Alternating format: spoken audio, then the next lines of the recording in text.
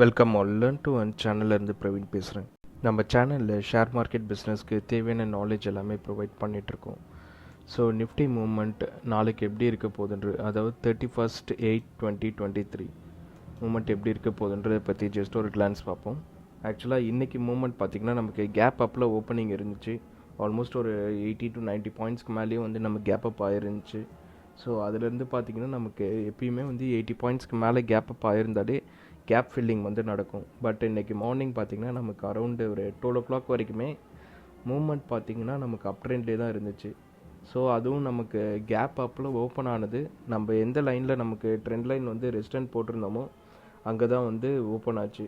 So அதுலேருந்து நமக்கு minimum point தான் வந்து கேப்சர் பண்ண முடிஞ்சிச்சு. ஸோ அதுக்கப்புறம் டவுன்ஃபால் தான் ஃபுல்லாகவே நமக்கு ஆஃப்டர்நூன் ஃபுல்லாக பார்த்திங்கன்னா டவுன்ஃபால் தான்.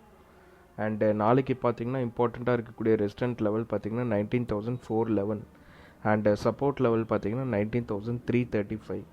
ஸோ இப்போ ரெசிஸ்டன்ட் லெவல் பிரேக் ஆச்சுன்னா நிஃப்டி 19,200 கால் ஆப்ஷன் எடுங்க. அண்டு சப்போர்ட் லெவல் பிரேக் ஆச்சுன்னா 19,450 புட் ஆப்ஷன் எடுத்துகிட்டு ட்ரேட் க்ளோஸ் பண்ணிக்கலாம். அண்டு நாளைக்கு எக்ஸ்பைரி டே. ஸோ மார்க்கெட்டில் கொஞ்சம் கேர்ஃபுல்லாகவே ட்ரேட் பண்ணுங்கள்.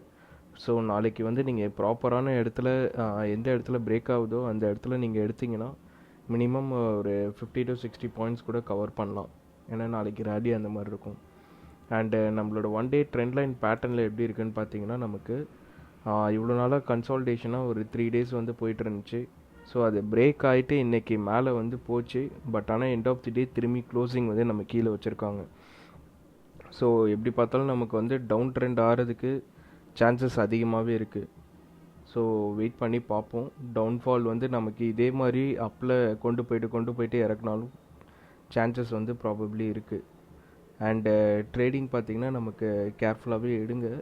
நம்மளோட resistant and support level break ஆகிற ஜோனில் ஓப்பன் அண்ட் க்ளோஸ் கேண்டில் வச்சுருந்தால் மட்டும் நம்ம ட்ரேடு எடுப்போம்.